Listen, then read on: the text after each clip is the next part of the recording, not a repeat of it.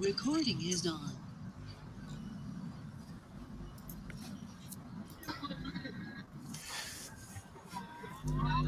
Bueno, ahí está grabando ya. Bueno, Así si que, quieren, Roberto, cuando quieras. sí, dale, estaba preparándome, quería escuchar, quería ver esto, cómo se veía, bueno, no importa. Bueno, hola a todos, yo soy Roberto Gómez López, arquitecto y profesor de Técnicas Digitales 2 de la Facultad de Arquitectura y Urbanismo de la Universidad Nacional de Tucumán, donde enseño BIM usando Archicad e infografía con software libre usando GIMP e Inkscape. La presente charla, es mucho decirle charla, es un compilado de un conjunto de reflexiones realizadas en ámbitos académicos y con propósitos académicos. Es decir, que están motivadas por una pregunta de qué enseñar, cómo enseñar y con qué objetivos. En este sentido, se diferencia bastante con respecto al discurso tradicional del BIM, que generalmente desde un enfoque eminentemente práctico no siente la necesidad de las preguntas trascendentales.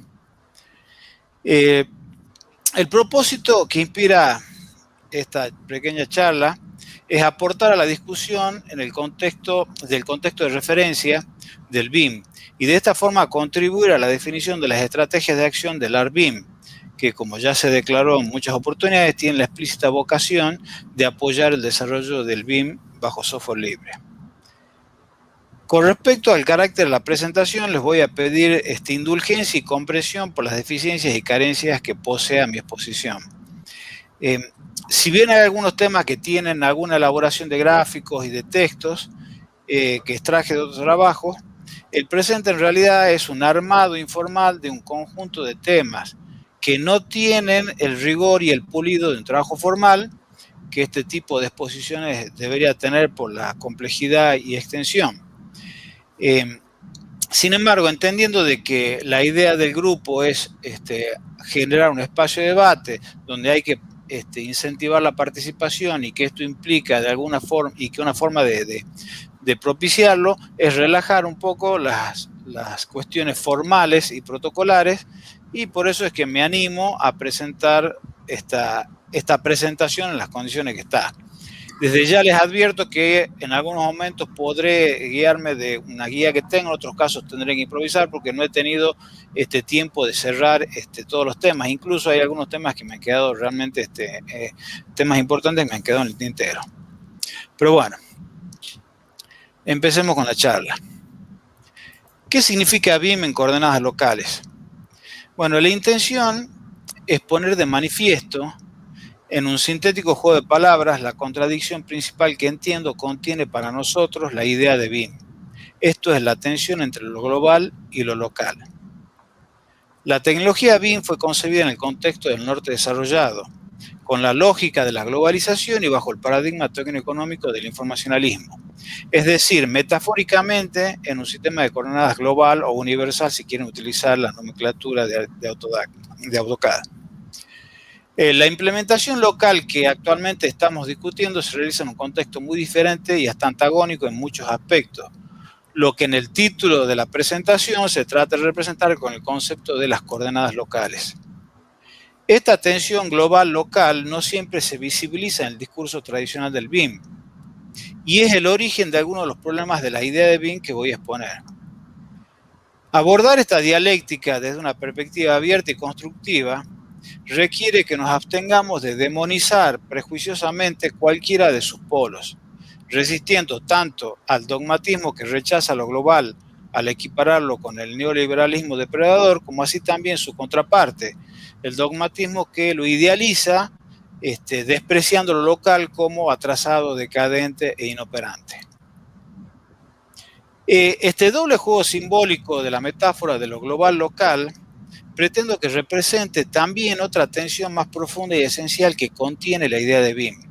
Esto es la dialéctica entre lo abstracto y lo concreto, que se manifiesta en la tensión del clásico par de opuestos digital analógico o analógico digital, que es la forma en que normalmente lo conocemos.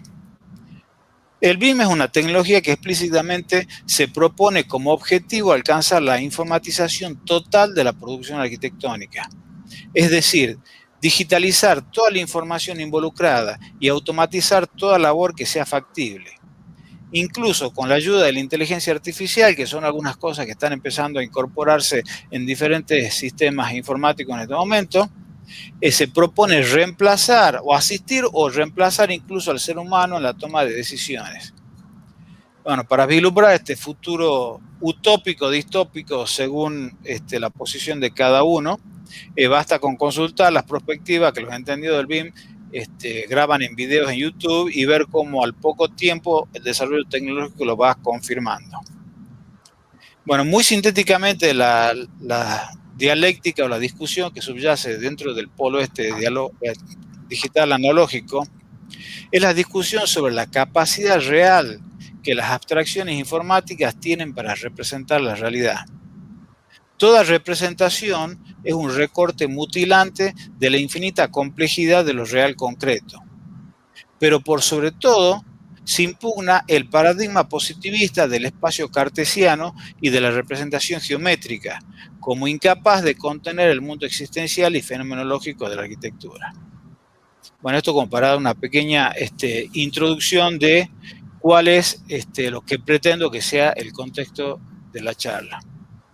Entonces, bueno, me van a permitir que desarrolle algunos conceptos preliminares que pueden resultar un poco aburridos, pero creo que van a ver que tiene relación directa con todo el mundo de BIM y además también con el pensar la idea de BIM.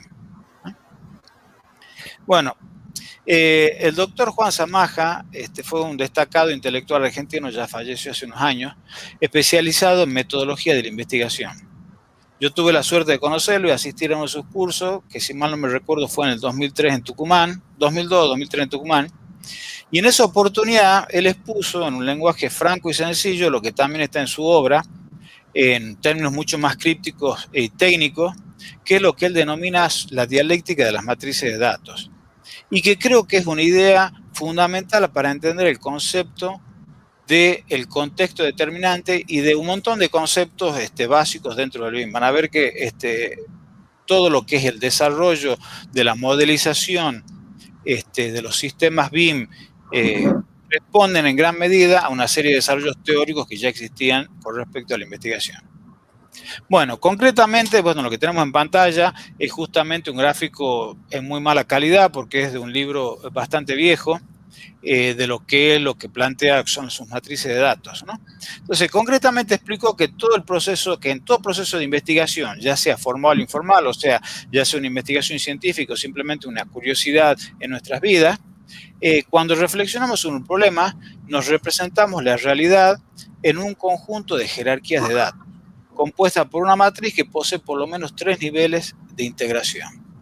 Esto que está acá, muy rápidamente, la unidad de análisis se refería al objeto de análisis, la variable, el valor, pero ya van a ver un ejemplo bastante sencillo donde explico de qué se trata. En esta matriz contiene una sistematización de un conjunto de unidades de análisis, es decir, los elementos de la realidad a los cuales le prestamos atención y que representamos con variables, funciones de asignación de valor y datos asignados. En esta matriz existe un nivel de anclaje, que es el nivel sobre el cual operamos con los datos principales, y va acompañada en general de un nivel superior y un nivel inferior. El nivel superior cumple la función de contexto de referencia, permitiendo evaluar el nivel de anclaje, mientras que el nivel inferior permite la especificación del nivel de anclaje. Para que se entienda con claridad, veamos un ejemplo aplicado al diseño o mejor dicho, a la arquitectura. Digamos, un poco para remarcar, el concepto de Zamaja, que me parece interesante remarcar en este caso, es lo que él plantea que cualquier estudio de la realidad implica por lo menos 3 niveles de integración. Bueno, en diseño arquitectónico se puede asimilar un nivel de integración con las escalas del proyecto. Y en forma simplificada podemos decir que cuando desarrollamos un proyecto, trabajamos un nivel de anclaje que realmente es el sistema del edificio. Esto que tenemos acá, que normalmente en el dibujo tradicional, el diseño tradicional, analógico, es más o menos lo que respondería a la escala 1 en 100. Bueno, en realidad pueden existir muchos más niveles de integración y de hecho es así, pero para simplificar tomemos un ejemplo muy sencillo. Para evaluar el desempeño del proyecto que estamos desarrollando en este nivel de integración, por ejemplo, las condiciones funcionales, energéticas, económicas, ambientales, etcétera, debemos siempre referirnos a un nivel superior, que es el contexto de evaluación. En este caso en particular, implicaría, por ejemplo, remitirnos a una escala superior que podría ser el sitio, donde, por ejemplo, para evaluar las condiciones ambientales, deberemos conocer el clima, el asoleamiento, los vientos, las lluvias, etcétera. Para poder evaluar las condiciones estructurales debemos conocer el terreno, debemos conocer la zona sísmica, la posibilidad de vientos fuertes, meteoros, etcétera. Conocer poder evaluar funcionalmente el edificio, debemos remitirnos también a lo que es el sitio para conocer cómo se vincula, etcétera, etcétera. Por el contrario, para especificar las condiciones del proyecto, recurrimos al nivel de anclaje, que es el nivel inferior, que es donde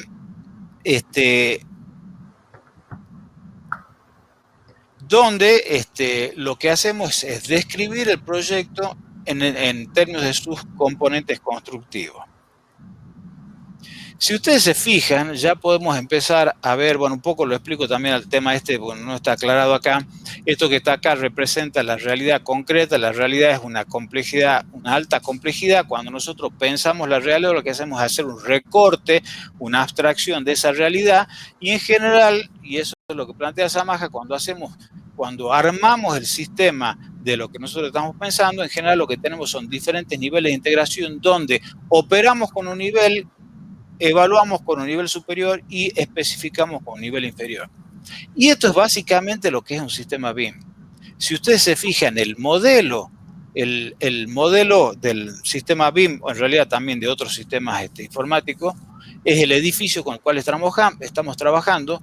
Nosotros dentro del sistema BIM vamos a especificar el diseño a través del armado del sistema de los componentes constructivos, y ese edificio lo vamos a evaluar contrapuesto con respecto al sitio, que en el caso de los sistemas BIM es un contenedor genérico representado en términos de un posicionamiento geométrico, geográfico o eventualmente alguna topografía o algo por el estilo. Uno de los temas importantes a considerar acá es que si bien pueden existir diferentes niveles de integración, o sea, yo puedo, digamos, la Facultad de Arquitectura es un edificio que está en un conjunto de edificios que pertenecen a la universidad. Ese conjunto podría considerarse como una escala de un nivel de integración, una escala intermedia, que a su vez está inserta dentro de una red urbana, ¿no? Entonces, si bien yo puedo evaluar siempre el nivel de anclaje con respecto al nivel superior, la realidad es que siempre hay un contexto determinante, y ese contexto determinante es el nivel de integración que determina justamente las condiciones de lo que podemos considerar el nivel de anclaje. Estos sistemas que nosotros armamos pueden corresponder a dos tipos de modelos, sistemas o modelos, que son los modelos atributivos o los modelos distributivos. Los modelos atributivos se refieren a aquellos modelos que están compuestos de partes, ¿eh? Partes que no son todas similares, pero que se relacionan entre sí y que en su conjunto componen el modelo. Lo podemos hacer una analogía con lo que sería el cuerpo humano cuando lo interpretamos como una integración de células de diferentes tipos que conforman el cuerpo, ¿no? Pero al mismo tiempo también podemos interpretar ese mismo modelo desde el punto de vista de los modelos distributivos. O sea, no como la integración de un conjunto de elementos, sino como la integración de un conjunto de otros elementos que no están tan directamente relacionados y donde cada uno de estos elementos reproducen de alguna forma la morfología general. Que es el caso cuando nosotros vemos, por ejemplo, si vemos un cuerpo humano, lo podemos analizar como la estructura ósea, la estructura circulatoria, como la estructura nerviosa, o el sistema nervioso, mejor dicho, y la integración de todos esos modelos va a representar en última instancia el modelo definitivo. Estas dos formas de ver un modelo o un sistema están presentes también en el BIM. Ustedes fíjense que el modelado en BIM en realidad es construir un modelo atributivo. Pero en algunos momentos, en particular cuando el proceso de diseño avanza, muchas veces recurrimos a la estructura de los modelos distributivos, que es el caso específicamente de la colaboración a través de referencias externas, cuando nosotros construimos o componemos el modelo a partir de una serie de modelos distributivos.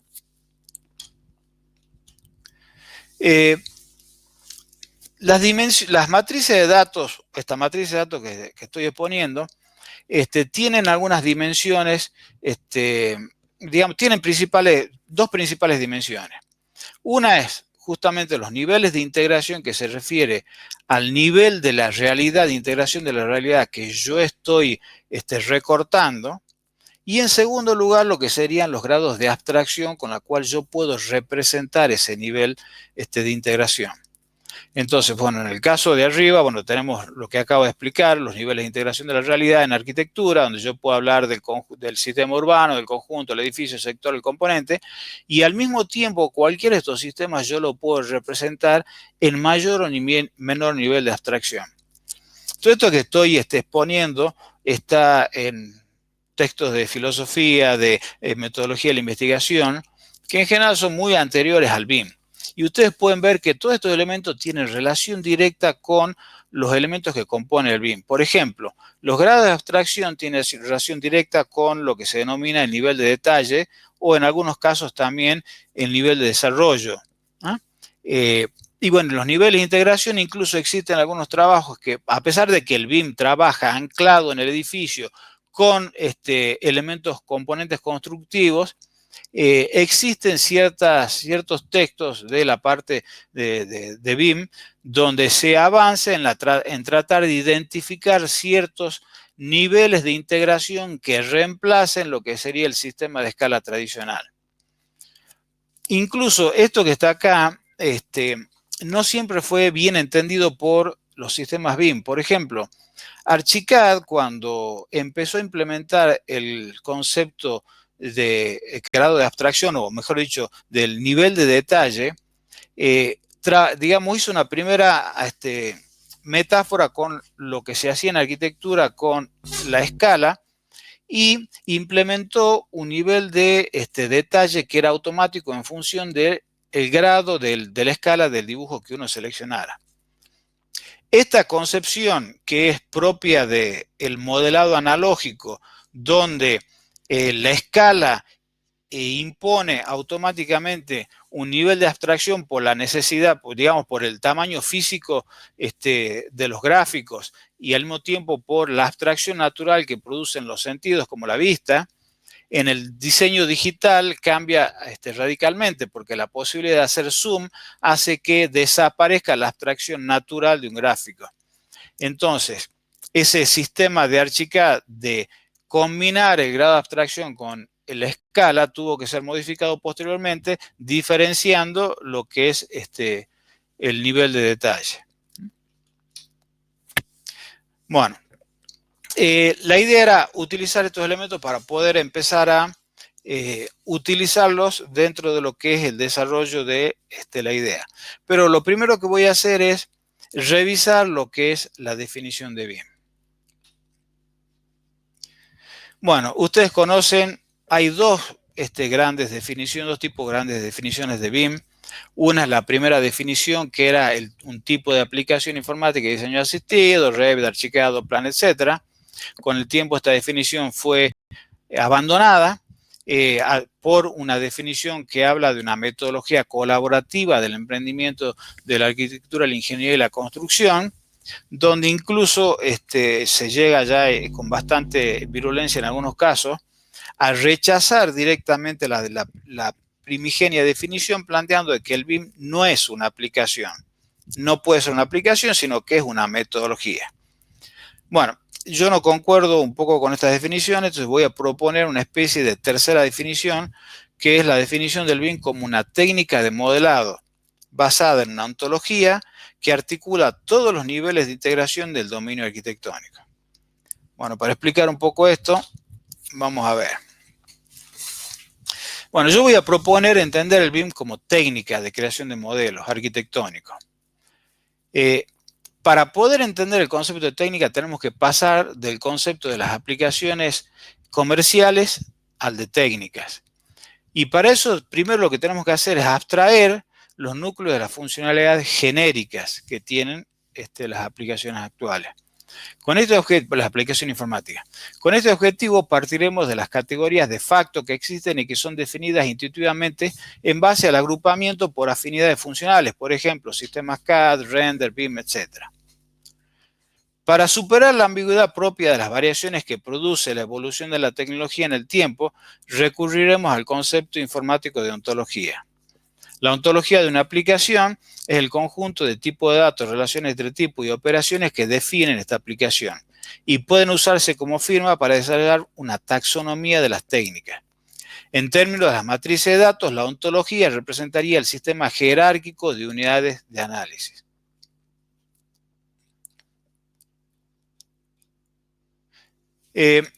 Con este propósito resulta útil recurrir a la evolución de la tecnología digital. O sea, para entender el concepto de ontología y entender lo que estoy tratando de explicar, conviene revisar lo que es la evolución de la tecnología digital, que es el contexto determinante de la conformación de la ontología de cada una de las técnicas que planteo. Empezando por los gráficos pixelares, la tecnología que permite representar una imagen en pantalla, junto con el desarrollo de una interfaz gráfica de interacción, el primer mouse, el primer lápiz óptico, etc., inicia la informática de diseño al darle interactividad y produce aplicaciones que inauguran la técnica de edición de imágenes pixelares, desde la ontología del elemento gráfico. O sea, a ver, por ontología, ontología significa lo que existe. Cuando uno se plantea el diseño de un sistema informático, tiene que plantearse cuáles son las entidades que van a existir. Esto es mucho más fuerte cuando se utiliza el diseño orientado a objetos, donde específicamente uno tiene que plantearse esa ontología. Entonces, pero en términos generales, para quien no entienda de programación, la ontología serían las entidades con las cuales opera cada una de los tipos de técnicas o aplicaciones que estoy describiendo. Entonces, en un primer momento lo que existen son los gráficos pixelares con una unidad básica que es el píxel y un campo que es la imagen raster.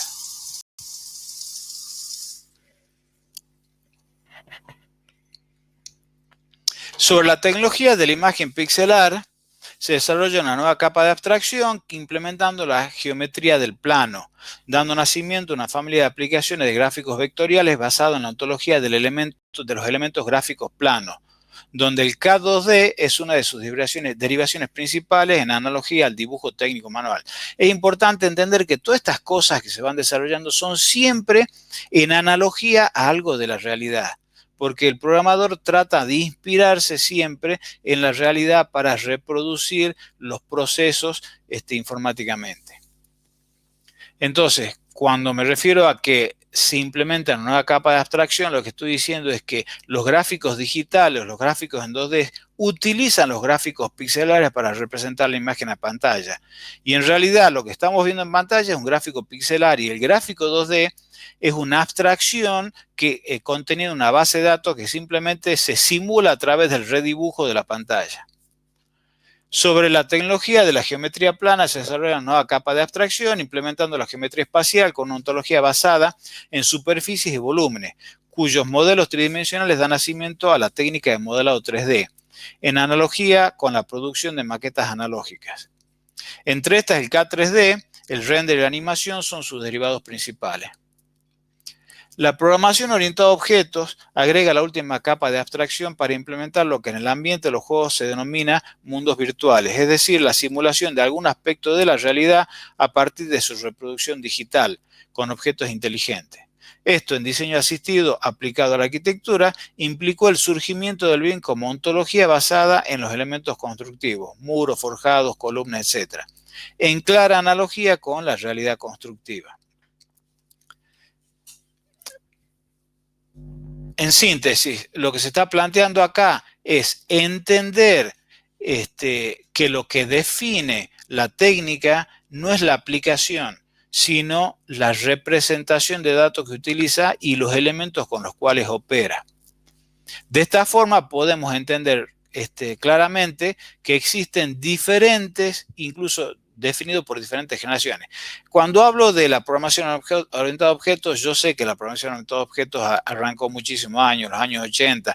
O sea, hay muchas de estas cosas que ya contenían la programación orientada a objetos. Pero lo que ocurre es que la programación orientada a objetos permite ir aumentando el nivel de abstracción de las representaciones hasta que madura una ontología que es realmente la que permite reproducir con mayor eficiencia la realidad, que es el caso justamente cuando llegamos al sistema BIM, cuando la representación se da sobre el concepto del elemento constructivo. Bueno, esto es un gráfico que tiene varios errores, así que no quiero mostrarlo muy mucho. Simplemente lo que pretendía explicar es que hay una evolución de las técnicas digitales de una informática abstracta a una informática aplicada. Y que esa evolución está acompañada de ciertos hitos tecnológicos, como pueden ser justamente la evolución de los sistemas de programación, desde el código espagueti hasta la programación orientada a objetos, que va permitiendo abordar mayores niveles de complejidad, y está también relacionado con la evolución de los tipos de sistemas, donde podemos hablar de aplicaciones informáticas genéricas, aplicaciones gráficas, sistemas modelados y sistemas modelados paramétricos. Bueno, un aspecto que resulta generalmente confuso en las taxonomías de las aplicaciones de diseño es la consideración del amplio rango operatorio del BIM. O sea, ¿qué es lo que diferencia un CAD de un BIM? ¿Qué es lo que diferencia un CAD de SketchUp? ¿Todos son CAD? ¿Todos son BIM? Bueno, en realidad, utilizar las nomenclaturas tradicionales de CAD o modelo 3D o render ya es imposible porque es tan confuso, tiene tantas acepciones, se lo utiliza con una amplitud tan grande que no permite hacer una clasificación correcta de lo que serían las técnicas. Entonces, incluso el problema que tenemos es que en esta evolución de la tecnología se va produciendo la superación de técnicas anteriores, y cuando se produce la superación no significa que la técnica anterior haya sido desechada, sino que está contenida en la nueva técnica. O sea, cuando se desarrollan los gráficos pixelares, cuando se desarrollan los gráficos vectoriales, contiene la técnica de los gráficos pixelares. Cuando yo desarrollo los gráficos 3D, contengo las gráficas 2D y los gráficos pixelares. Y cuando se desarrolla el BIM, contiene las tres técnicas. Las técnicas de gráfico 2, en realidad los pixelares también, pero además que es un sustrato tecnológico. Gráfico 2D, gráfico 3D y objetos paramétricos. O sea, en síntesis, en una aplicación BIM de hoy en día, Archicad o Revit, a mi entender, existen estas tres técnicas simultáneamente. Lo cual no significa de que cualquier cosa, mejor dicho, lo que significa que no cualquier cosa que yo modele con un sistema BIM va a ser justamente un modelo BIM.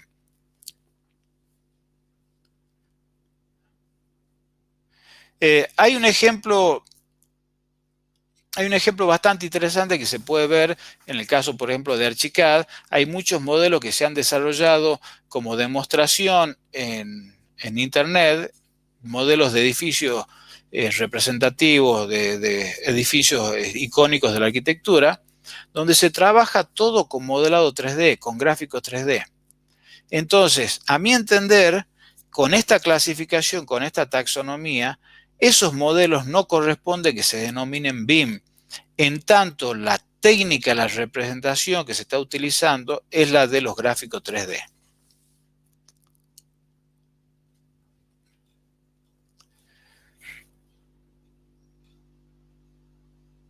Permítanme un segundito.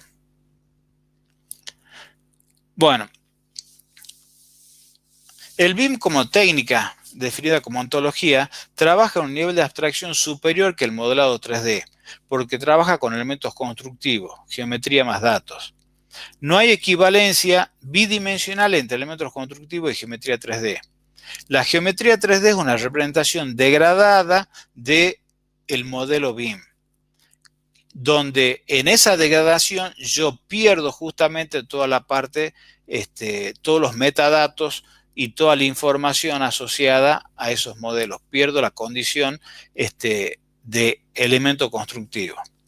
Entonces, muchas veces, o sea, lo que se quiere explicar acá es simplemente que para pasar de un objeto 3D a un objeto BIM, yo tengo que modelarlo o tengo que completar aquellos aspectos que lo conviertan justamente en un objeto BIM.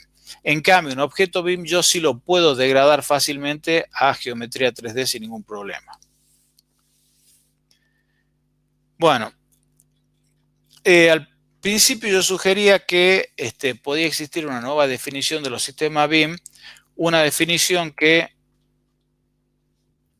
una técnica de modelado, acabo de explicar qué es lo que yo entiendo por técnica de modelado y cómo la técnica de modelado, el modelado BIM, corresponde a la etapa más desarrollada de esta evolución de los sistemas, basada en una ontología. Esa ontología me refiero justamente a los objetos constructivos, que articula sobre los niveles de integración, que articula todos los niveles de integración del dominio arquitectónico. O sea, el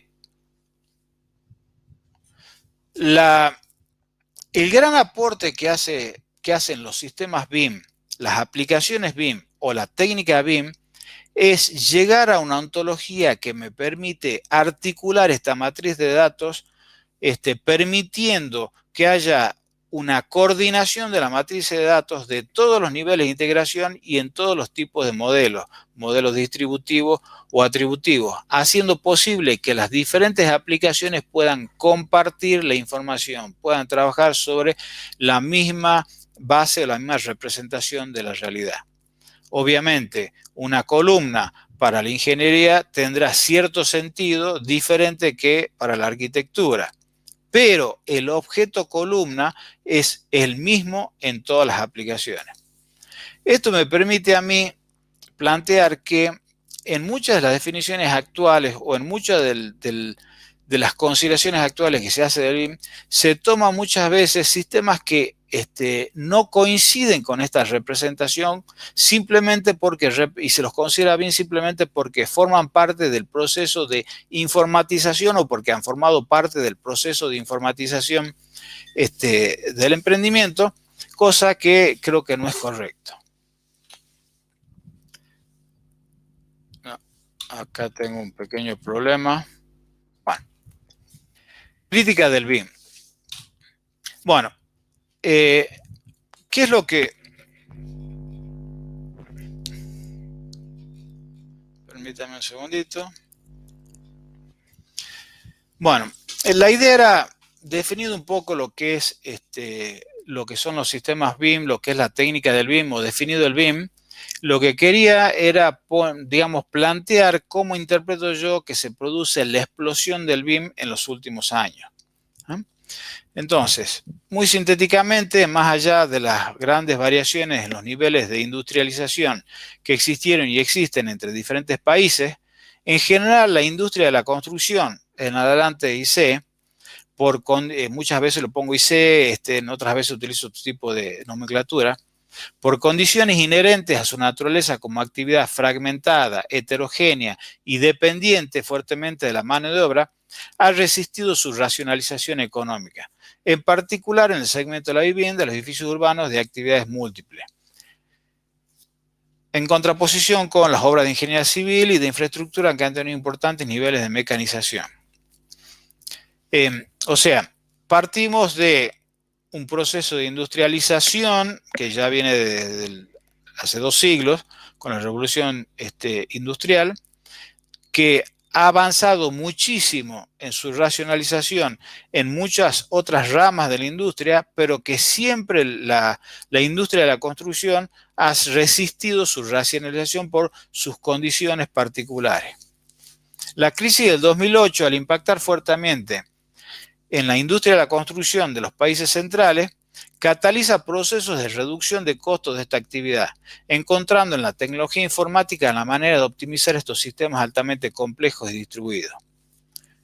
O sea, incluso hay videos en internet donde, por ejemplo, hay países o incluso ciudades también, en el caso, estoy viendo videos, por ejemplo, de Inglaterra, donde explícitamente para afrontar el problema de la crisis del 2008, el Estado, el gobierno, recurre a la mejor dicho, a promover la implementación del BIM como sistema para mejorar el rendimiento de la industria de la construcción, tratando justamente de superar esta crisis. Entonces, de esta forma, propiciado en forma combinada por las empresas productoras del software, por la industria de la arquitectura, la ingeniería de construcción y por algunos gobiernos, ha ido creciendo la idea de la tecnología BIM como solución revolucionaria y renovadora en esta actividad. Bueno, siguiendo la tendencia global, en nuestro país se han iniciado procesos de adopción similares. O sea, hay una fiebre del BIM de hace unos años en la arquitectura, bueno, y en la ingeniería también, que creo yo que se puede explicar no solamente a partir de el natural desarrollo de la tecnología del BIM, sino también a partir de la crisis catalizadora del 2008, que hace que haya habido muchos gobiernos que se fijen en el BIM o que piensen en el BIM como estrategia para superar esta crisis.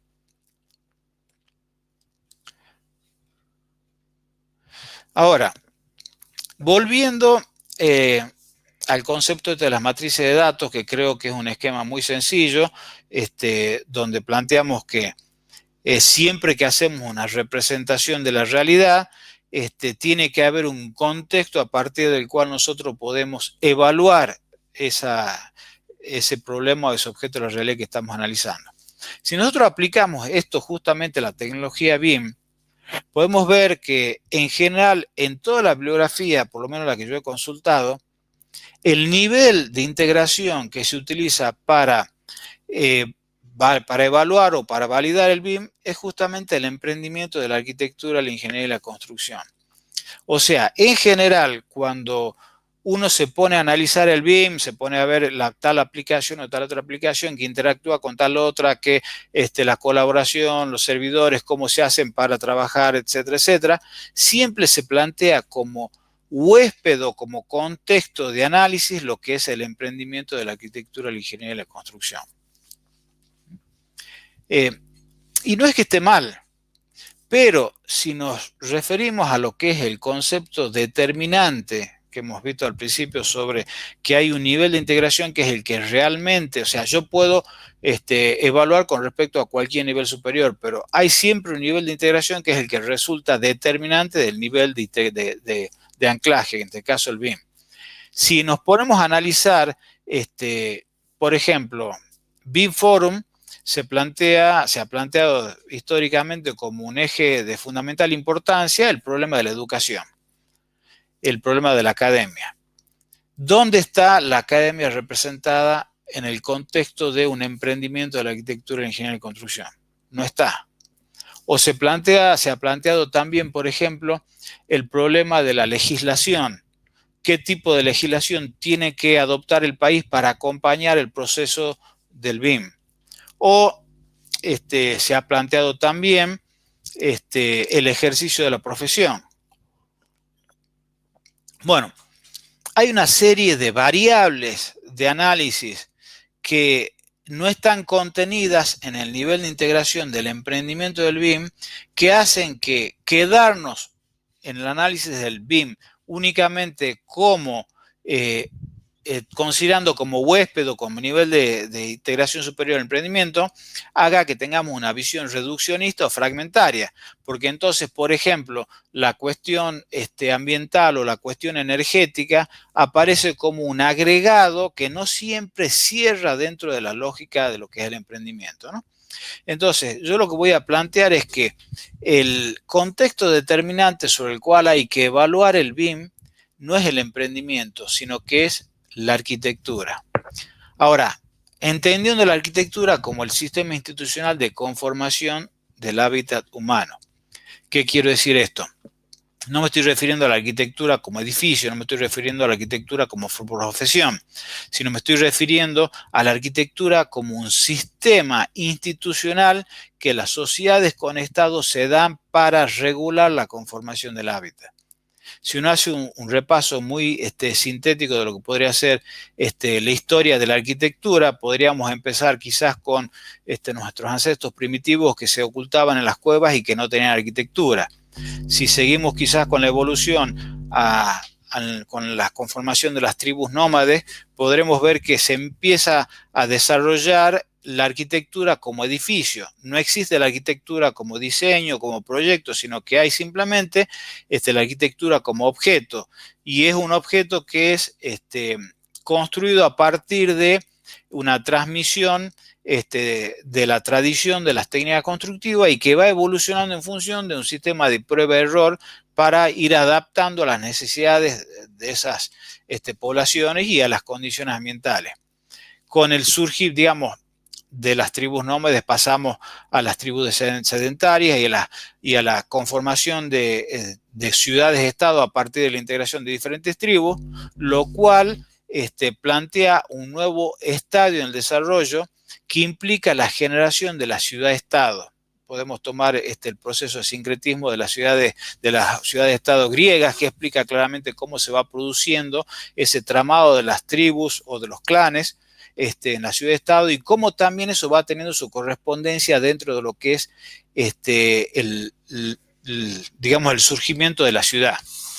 Justamente con la conformación del Estado, con el surgimiento de una serie de nuevas necesidades de programas arquitectónicos, como puede ser el templo, el ágora, el mercado, etcétera, etcétera, empieza a aparecer la necesidad que tiene ese Estado de regular la forma en que se va a producir la modificación del hábitat.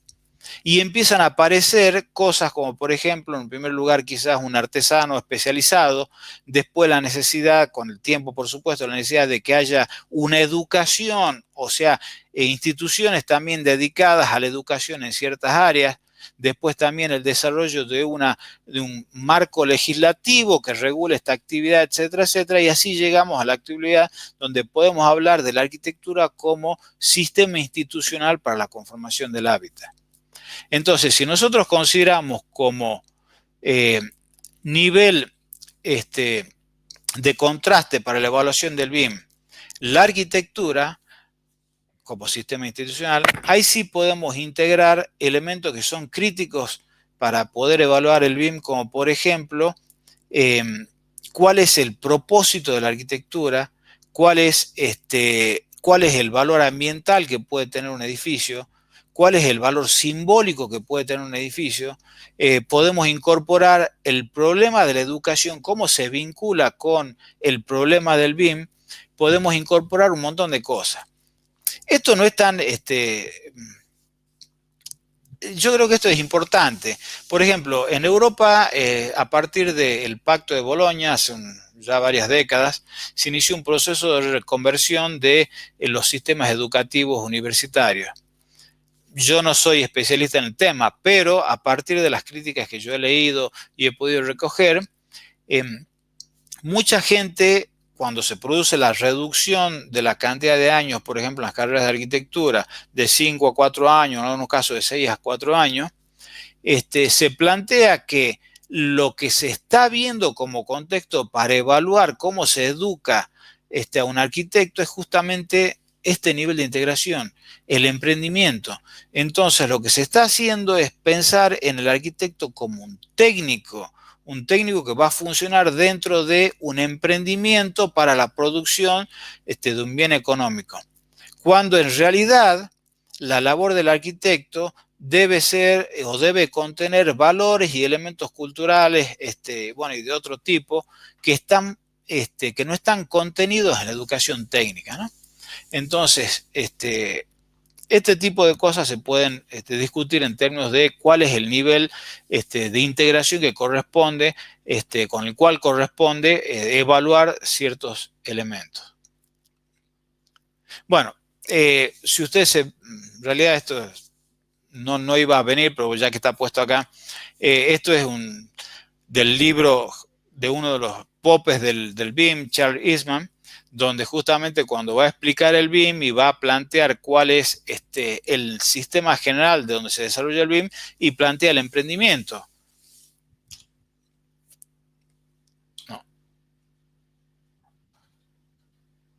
Bueno. ¿Me están siguiendo o no? No siento nada. Dale, adelante. ¿Seguro? Sí, perfecto. Bueno.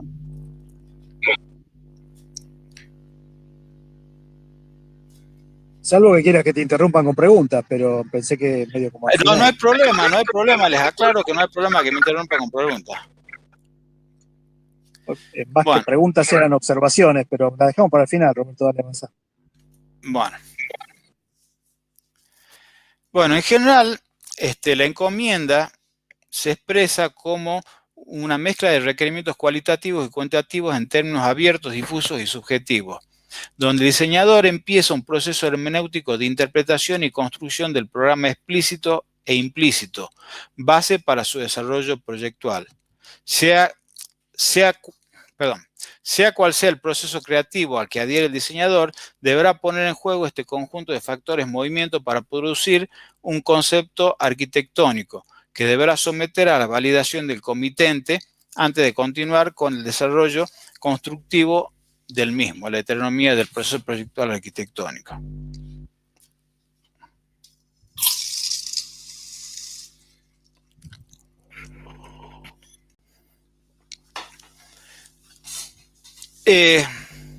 Si graficamos el nivel de abstracción del modelo durante el proceso de desarrollo durante el desarrollo del proceso proyectual arquitectónico en el tiempo, se obtendrá la siguiente gráfica, donde partimos de nivel de abstracción mínimo, máximo cuando llegamos a lo que vamos a denominar el modelo conceptual o el concepto del modelo, y bajamos en el nivel hasta un máximo nivel de concreción cuando especificamos el proyecto del edificio con la determinación de todos sus elementos constructivos. Bueno, por nivel de abstracción, en este caso se entiende el nivel de determinación, siendo lo abstracto, lo indeterminado, el ser, y lo más concreto, lo determinado del ente. En términos gráficos, algo abstracto podría ser una línea que constituye un ser levemente determinado por su forma y posición, con potencial de determinarse en diferentes entes concretos como un muro, una viga, etc. En la concepción trabajamos con la representación como la posibilidad del ser en potencia. Estamos en la exploración de los caminos de lo posible y necesitamos que una línea pueda ser paradójicamente en el mismo momento un muro de piedra, un vidrio, un eje de simetría, un ritmo modular o simplemente nada. Para estas operaciones necesitamos técnicas ágiles, expresivas, con entidades polisémicas y sugerentes, con un campo operatorio intuitivo y simple, pero morfológicamente poderoso, donde prevalece el componente connotativo del modelo. En síntesis, una sintaxis ligera y una pragmática potente. Para esto, el K2D, en particular las versiones con mayor capacidad de gráfica expresiva y el modelo 3D, superan ampliamente al BIM.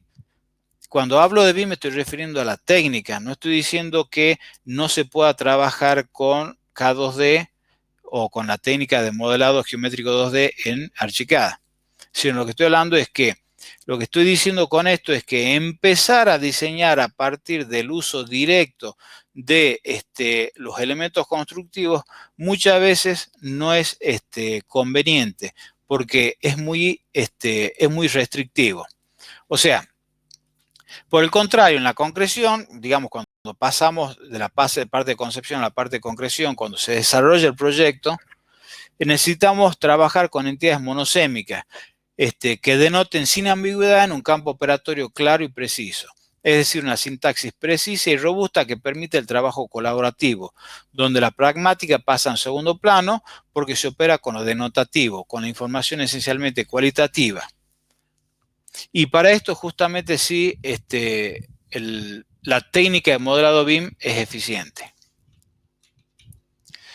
En síntesis, lo que estoy planteando acá, y en este sentido no es un invento mío, simplemente coincido con varios críticos de lo que es la tecnología digital, es que empezar el proceso de diseño con un sistema de modelado equivalente al BIM, donde uno ya contiene una serie de formas predefinidas y donde la carga de parámetros es muy alta, no es conveniente, sino que es preferible comenzar el proceso de diseño con otras herramientas analógicas o digitales que permitan un mayor nivel de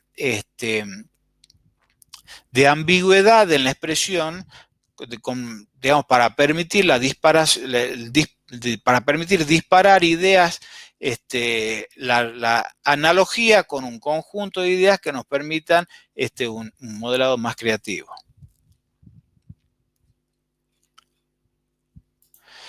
El discurso del bien como proceso afirma que su implementación en el emprendimiento de la arquitectura, la ingeniería y la construcción aumenta la productividad y reduce tiempos de ejecución y produce ahorro económico. Esto, en simples términos económicos, significa invertir capital en tecnología para producir un incremento de la eficiencia productiva.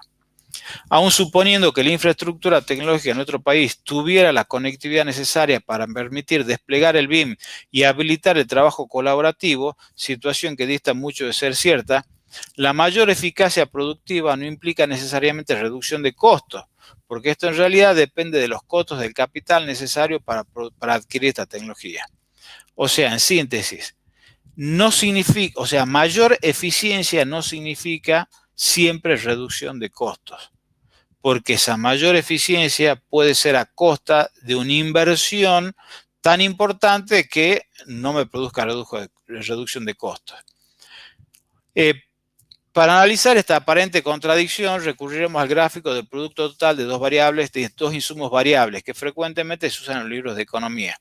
O sea, es muy frecuente en los libros de economía para hacer ciertos análisis con gráficos para mostrar ciertas tendencias o cómo se comportan ciertas variables en ciertas condiciones, uno de los cuales justamente el producto total con las variables de dos insumos, que sería considerar los dos componentes básicos de la producción, que es el trabajo y capital, donde en este caso lo que vamos a hacer es asimilar la tecnología capital, ya que implica necesariamente un desembolso de capital para adquirirlo, ¿no? En el gráfico se muestra la relación de dos variables básicas de toda empresa, que son capital y trabajo. Y las curvas negras representan las isocuantas, es decir, cada una representa un mismo nivel de productividad con diferentes combinaciones de estos factores. O sea, por ejemplo, podríamos suponer que los puntos A y B representan un mismo volumen de excavación de tierra diario. Isocuanta es que, o sea, para ejemplificar el caso, vamos a suponer que se está hablando de un trabajo de excavación y lo que vamos a hacer es, el gráfico esto me permite evaluar, es cómo puedo realizar yo un mismo trabajo de excavación con diferentes combinaciones de trabajo y capital. Por ejemplo, en el punto A yo puedo utilizar muchos obreros y equipamiento manual producto de una escasa inversión de capital. O sea, le compro palas a 50 obreros y lo pongo a trabajar. Entonces tengo muy poca inversión en capital y mayor inversión en trabajo. En cambio, este punto que está acá podría representar pocos obreros con máquinas excavadoras, lo cual implica una importante inversión en capital. O sea, la misma... ¿Sí? No, solamente te iba a decir que capaz al gráfico le falta la plusvalía, o sea, la ganancia empresaria, que capaz también influye en el gráfico, ¿no? Y también que seguramente la disminución de trabajo implica desocupación. O sea que es complejo el gráfico, es compleja la situación que produce la tecnología, ¿no?